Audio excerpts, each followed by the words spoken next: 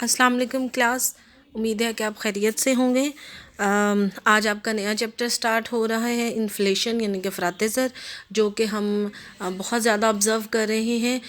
ہمارا جو time period تھا جب ہم نے اس کو پڑھا تھا تو تب ہمیں اتنی زیادہ اس کی سمجھ نہیں آتی تھی کہ اس کو ہم کیوں پڑھتے ہیں، اور مائنر سا جو پرائس انکریز ہے وہ ہوتا ہے، ایکچولی یہ کیسے ہوتا ہے۔ لیکن آج آپ جس فیز سے گزر رہے ہیں، جس ایرا سے گزر رہے ہیں، اس میں آپ کو اس کی بہت اچھے سے سمجھ آئے گی کہ انفلیشن ایکچولی افراط زر ہوتا کیا ہے۔ باقی یہ ہے کہ آپ کا یہ جو کلی معاشیات ہے، یہ کتاب 1-2 چیپٹرز میں مزید ہم سم اپ کر لیں گے۔ اس کے بعد آپ نے معاشیات پاکستان کرنی ہے، اور وہ نارملی اسٹوڈنٹس خود ہی کرتے ہیں کیونکہ وہ بہت آسان ہے، چھوٹی چھوٹی چیزیں جو آپ نے پہلے بھی کی ہوئی ہیں۔ اور موسٹ انٹرسٹنگ چیز یہ ہے کہ اس میں جو کچھ ایسے چیپٹرز ہیں، 2 یا 3 چیپٹر ایسے ہیں جو کہ آپ نے اپنی مطالعہ پاکستان میں بھی پڑھے ہوئے ہیں، تو آپ اس کو اسی طرح سے یہاں بھی سولو کر سکتے ہیں۔ زراعت سے ریلیٹڈ کویسچن ہو گئے، صحت سے ریلیٹڈ ہو گئے، تعلیم سے ریلیٹڈ کویسچنز ہو گئے، تو وہ آپ نے کرنے ہیں، اور وہ نارملی جنرلی بچے خود ہی تیار کرتے ہیں۔ اگر تو ٹائم ہو تو ٹھیک ہے، اس کی ٹیسٹنگ ہو جاتی ہے۔ اگر نہ ہو، جیسے کہ آپ کی جو سینئرز تھیں ان کے ٹائم پہ اتنا زیادہ ہمارے پاس ٹائم نہیں ملا ہمیں، یہ ایپیڈیمک کی وجہ سے کالجز کلوز ہو گئے تھے، تو پھر کوئی ایسا ٹیسٹنگ کا اتنا جو خاص ہے وہ ہمارا سلسلہ نہیں چل سکا۔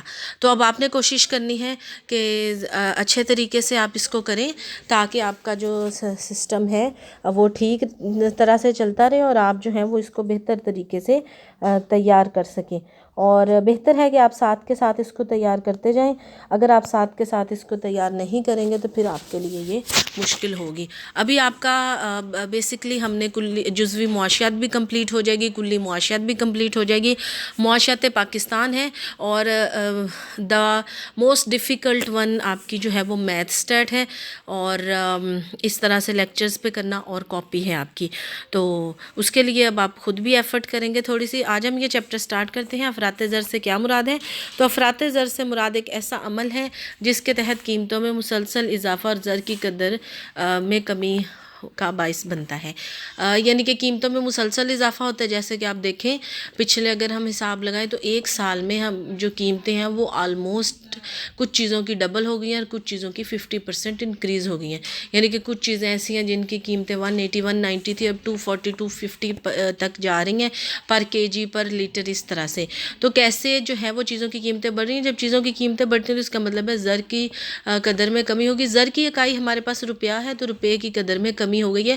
پہلے جو ہے وہ 160 روپے 180 روپے 1 کلو چیز خرید رہے تھے، اب 240 روپے جو ہیں وہ 1 کلو چیز خرید رہے ہیں، تو اس کا مطلب ہے زر کی قدر کم ہوئی ہے۔ آج اتنا افراط زر نہیں جتنا کہ 1970 میں ایک مسئلہ تھا، چونکہ یہ بک تھوڑی پرانی ہے تو انہوں نے لکھا ہے، جبکہ آج بھی اتنا ہی مسئلہ ہے جتنا کہ 1970 میں تھا کم و بیش۔ افراط زر اور قیمتوں کا معیار: قیمتوں میں مستقل اضافے کا رجحان لوگوں کے اخراجات پورے کرنے کے لیے مزید رقم کی فراہمی کا باعث بنتا ہے۔ یعنی کہ اب آپ اپنی ضروریات کو تو ختم نہیں کر سکتے، تو لہٰذا پہلے آپ کو 10,000 روپے میں آپ کی ضروریات پوری ہو جاتی تھی، اب آپ کو 20,000 روپے چاہیے اپنی ضروریات کو پورا کرنے کے لیے۔ آمدنی میں اضافے سے فرم کی مزید اجرتیں اور ذرائع مالکان کی ادائیگی کرنی پڑتی ہے۔ ظاہری بات ہے جب قیمتیں بڑھتی ہیں تو پھر جو مزدور حضرات ہیں وہ بھی کہتے ہیں کہ ہماری قیمتیں، ہماری جو اجرتیں ہیں وہ بڑھائی جائیں، تنخواہیں بڑھائی جائیں۔ ہم کس طرح سے اپنی جو اینڈ میٹس ہیں ان کو کریں گے؟ تو اسی طرح سے جو ہے وہ مالکان کو زیادہ پیسے پھر پے کرنے پڑتے ہیں۔ پھر قیمتوں میں اضافے کی وجہ سے صارفین کو، یعنی کہ ہم جو عام لوگ ہیں، ان کو بھی قیمتیں زیادہ پے کرنی پڑتی ہیں، اور یہ زر قدر میں کمی اور مزید کمی کا باعث بنتی ہے۔ کسی شے کی قیمت میں تبدیلی افراط زر نہیں ہے، یعنی کہ اگر ایسے ہے کہ بالکل سارا کچھ ٹھیک ہے جیسے پہلے ہوتا تھا، کوئی 4-5 سال پہلے لیں تو آلدو قیمتیں بڑھتی تھی، لیکن یہ کہ پیٹرول کی قیمت بڑھ گئی اور اس طرح سے، تو وہ نہیں کہیں گے، بلکہ ہر چیز کی قیمت میں جب مسلسل اضافہ ہوتا رہے، 1 یا 2 دفعہ اگر سال میں یا 2 سال میں کسی بھی چیز کی قیمت بڑھ جائے تو اس کو ہم افراط زر نہیں کہتے، بلکہ اگر مسلسل ہی بڑھتی چلی جائیں جیسے کہ آج کل بڑھ رہی ہیں تو وہ افراط زر ہوگا۔ لہٰذا افراط زر ایک عمل کا نام ہے۔ اب اس کی وضاحت ایک ڈائیگرام سے انہوں نے کی ہوئی ہے کہ افراط زر ایک جاری عمل ہے، یعنی کہ 1992 میں اگر قیمتیں 110 تھیں، 1993 میں 101 تھیں، 1993 میں 110 ہوگی، 1994 میں 120 ہوگی، تو لہٰذا یہ 2000 تک آنورڈ مسلسل قیمتیں چیزوں کی بڑھتی چلی جا رہی ہیں، تو جو کہ افراط زر ہے۔ اور اسی طرح سے جو ڈاٹڈ لائن ہے، ڈاٹڈ لائن یہ شو کرتی ہے کہ اگر 1995 تک کسی چیز کی قیمت سٹیبل رہتی ہے، پھر سڈنلی جمپ کرتی ہے 100 سے 150 پہ چلی جاتی ہے، تو پھر اس کے بعد سٹیبل رہتی ہے، تو اس کو ہم افراط زر نہیں کہیں گے، بلکہ وہ کسی بھی وجہ سے ایک دفعہ چیز کی قیمت بڑھ گئی۔ افراط زر ایک مستقل عمل کا نام ہے جو کہ مسلسل وقوع پذیر ہوتا ہے۔ اب ہمارے پاس ہے افراط زر کی پیمائش کے طریقے۔ تو افراط زر کی پیمائش قیمتوں میں سالانہ فیصد تبدیلی سے کی جا سکتی ہے، یعنی کہ کتنے فیصد تبدیلی آئی ہے، 10% آئی ہے۔ ابھی جیسے کہ میں نے کہا اگر چیز کی قیمت ڈبل ہو جائے تو 100% آئی ہے، اگر چیز کی قیمت جو ہے وہ ڈبل سے کم ہو جائے، آدھی ہو جائے، یعنی کہ 50 تھی تو 75 ہو جائے، تو ہم کہیں گے 50% چیزوں کی قیمتیں بڑھ گئی ہیں۔ تو اس کے لیے ہمارے پاس فارمولا ہے انفلیشن ریٹ کا، PT minus PT-1 over PT-1 multi ply by 100۔ تو یعنی کہ موجودہ قیمتیں اس میں سے ہم پچھلے سال کی قیمتوں کو مائنس کر دیں گے، ڈیوائیڈڈ بائی پچھلے سال کی قیمتیں ملٹی پلائی بائی 100۔ چونکہ ہم پرسنٹیج میں لے رہے ہیں تو اس کو ملٹی پلائی بائی 100 کر دیں گے۔ تو یہاں ہمارے پاس سپوز جو موجودہ قیمت ہے وہ 126 ہے، پچھلے سال 120 تھی، تو اس کا مطلب ہے کہ 120 سے 126 تک جو قیمتیں گئی ہیں وہ 5% قیمتوں میں اضافہ ہوا ہے۔ اس مساوات میں افراط زر کی شرح اور قیمتوں کے معیار میں گہرا تعلق پایا جاتا ہے، اور گزشتہ سال کی قیمتوں کے معیار کو ساکن رکھتے ہوئے موجودہ سال میں قیمتوں میں اضافہ افراط زر کی شرح کا باعث بنتا ہے، اور قیمتوں کے معیار میں اضافے سے افراط زر کی شرح مثبت ہوتی ہے۔ ظاہری بات ہے اگر قیمتیں بڑھ جائیں گی تو افراط زر بھی مثبت ہوگی، اور قیمتوں کے معیار میں زیادہ شرح سے اضافہ افراط زر کی شرح میں اضافے کا باعث بنتا ہے۔ جتنی زیادہ قیمتیں بڑھتی چلی جائیں گی اتنا ہی ہم کہیں گے کہ افراط زر میں زیادہ شرح سے اضافہ ہو رہا ہے۔ پھر نئی قیمتوں کے معیار میں اضافہ قدر زر میں کمی اور افراط زر کی شرح میں اضافے کا سبب بنتے ہیں۔ اب ہمارے پاس بیسکلی افراط زر کی اقسام جو ہیں وہ دو ہیں یا وجوہات ان کو ہم کہہ سکتے ہیں کہ افراط زر میں جو یعنی کہ قیمتوں میں کیوں تبدیلی آتی ہے، قیمتیں کیوں بڑھتی ہیں۔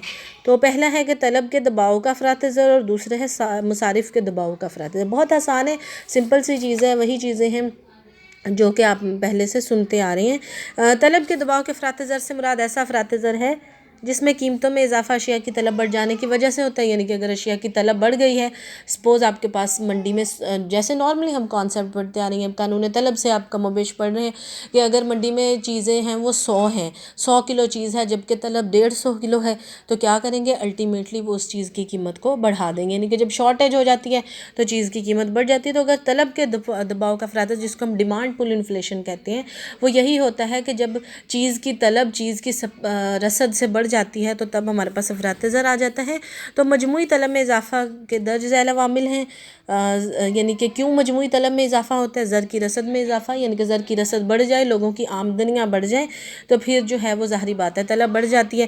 پھر گورنمنٹ اخراجات میں اضافہ ہو جائے، اگر گورنمنٹ اپنے پرچیزز، اپنے ایکسپینڈیچر انکریز کر دے، زیادہ سرمایہ کاری کرے، جب گورنمنٹ زیادہ سرمایہ کاری کرے گی لوگوں کو روزگار زیادہ ملے گا، جب زیادہ روزگار ملے گا تو لوگ جو ہیں وہ زیادہ چیزیں طلب کریں گے، تو مجموعی طلب بھی بڑھ جائے گی۔ اور برآمدات میں اضافہ، اگر ایکسپورٹس بڑھ جائیں، جو چیزیں ہم باہر بیچ رہے ہیں وہ بڑھ جائیں کسی بھی وجہ سے، تو ظاہری بات ہے جب وہ بڑھیں گی تو مزید چیزیں پیدا ہوں گی، جب مزید چیزیں پیدا ہوں گی تو روزگار بھی لوگوں کو زیادہ ملے گا، اور جب روزگار زیادہ ملے گا آمدنیاں زیادہ ہوں گی، اور ان ٹرم جو ہے وہ ہماری طلب بھی بڑھ جائے گی، مجموعی طلب۔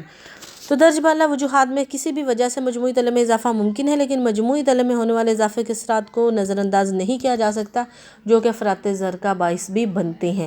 اگر تو ہم اس کو، یہ ایک اچھی چیز ہے، ظاہری بات ہے یہ تینوں جو عوامل ہیں وہ اچھے ہیں، لوگوں کی آمدنیاں بڑھیں، گورنمنٹ کے اخراجات بڑھیں جس سے روزگار بڑھے، برآمدات بڑھیں جس سے روزگار بڑھے، تو وہ ایک اچھی چیز ہے، لیکن اگر اس اچھی چیز کو ہم نے ہینڈل نہ کیا تو وہ بری چیز میں بھی تبدیل ہو سکتی ہے۔ اب مجموعی طلب میں اضافہ کے اثرات ہم ایک ڈائیگرام کی مدد سے ظاہر کرتے ہیں کہ ہمارے پاس جو ہے وہ وہی پیچھے چیزیں ہیں کہ عرصہ طویل کا خط رصد، عرصہ قلیل کا خط رصد، اور ہمارے پاس پہلے ہے ایگریگیٹ ڈیمانڈ۔ تو جو ہمارے پاس یہ تینوں خط ہیں جس کو ہم نے پچھلے چیپٹر میں کلی معیشت کا توازن بھی پڑھا تھا، اور وہ ہمارے پاس پوائنٹ اے پہ تھے۔ اب کسی بھی وجہ سے اگر ہماری ایگریگیٹ ڈیمانڈ بڑھ جاتی ہے، جب ہماری ایگریگیٹ ڈیمانڈ بڑھے گی یعنی کہ مجموعی طلب بڑھے گی، تو ظاہری بات ہے ہماری حقیقی خام ملکی پیداوار بھی بڑھ جائے گی۔ حقیقی خام ملکی پیداوار بڑھنے کی وجہ سے چیزوں کی قیمتیں بھی ہمارے پاس بڑھ جائیں گی۔ تو اس میں انہوں نے کہا ہے کہ زر کی مجموعی رسد میں اضافے سے، یا گورنمنٹ کے اخراجات میں اضافے سے، یا برآمدات میں اضافے سے مجموعی طلب میں اضافہ ہو جاتا ہے، لیکن خام ملکی پیداوار کی استعداد میں کوئی تبدیلی نہ ہونے اور زرعی اجرت کی شرح میں کوئی تبدیلی نہ آنے سے عرصہ طویل کا مجموعی خط رصد اور قلیل کا خط رصد دونوں اپنی حالتوں پر قائم رہیں گے.